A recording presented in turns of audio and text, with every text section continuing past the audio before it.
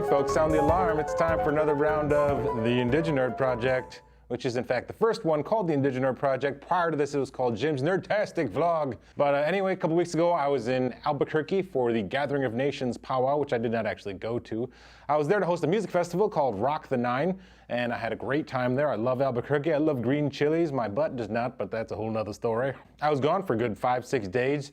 And that's a long time away from my little daughter, and so that kind of sucks. So this trip, I made a point of actually Skyping with my daughter. Thank you, Magic Phone. It was delightful. She was delighted, and that put my heart at ease being away from her for that long. And isn't it nice to know that someone did something wholesome using Skype for a change? Drove back from New Mexico, and that was a long, exhausting drive. And on the way back, I saw some mysterious lights, although that was probably just me being overdosed on caffeine. Finished The Hunger Games, all 3 books. I don't read sci-fi fantasy books, I devour them, I inhale them, and then I go through withdrawals.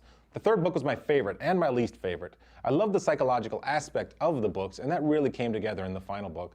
But now that I'm done with the books, I'm also unsatisfied with the final book. Maybe I just need another book to keep me happy.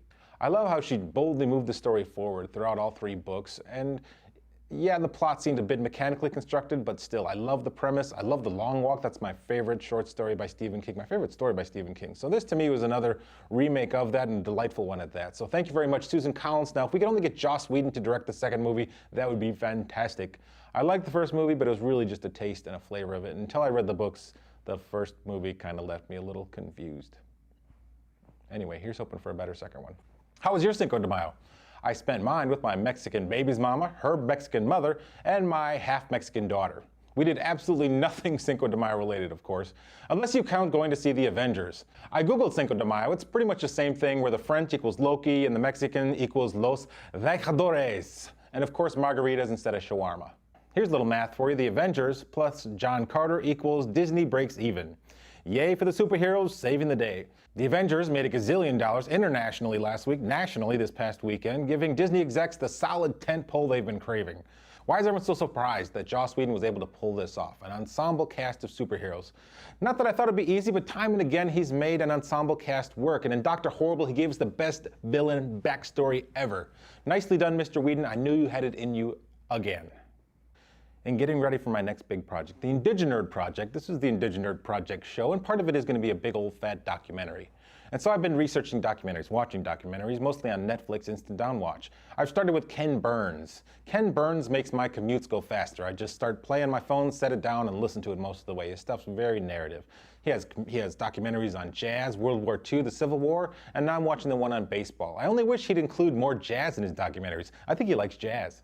What have I learned? The Brooklyn Dodgers were called dem bums back in the day. How do you say that in Spanish? Because now they're in Los Angeles and a lot of the fans are Spanish speakers. And the length of these documentaries, like 10 episodes, each of them nearly 2 hours in runtime. How did he edit these puppies? I imagine Ken Burns is horribly strung out on methamphetamine. So that brings me to the Indiginerd Project, or Magic: The Gathering of Nations. It's a video, it's going to be a show, it's interviews, I've renamed my vlog this, or whatever this is. It's whatever I feel like it should be. It's going to be some cool projects, some board games, some video games, some puzzles, a shining light into the cool and exciting research that's going out there in college research land and wherever research land will let me film them and discuss it with them. Like a friend of mine from Stanford who's now an electrical engineering professor who helped construct the fastest microprocessor in the world. It doesn't have 2 cores, it doesn't have 4 cores, it doesn't even have 8 cores. It has 256 cores. And I'm pretty sure it could run the Matrix 3D quality immersive World of Warcraft that I've been craving. And frankly, I'd prefer Neo would let me sleep this one out, because I'm not coming back. Ahem.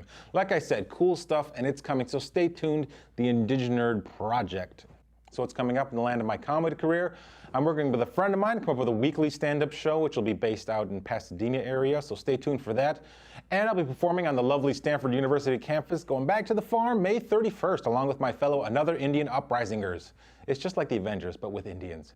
Hey, please, if you enjoyed this, hit the like button, subscribe to my channel, whatever it is you gotta do, I'd love it. I'm gonna try and crank these out, keep them weekly, or even maybe more than once a week. I'm feeling motivated and fired up.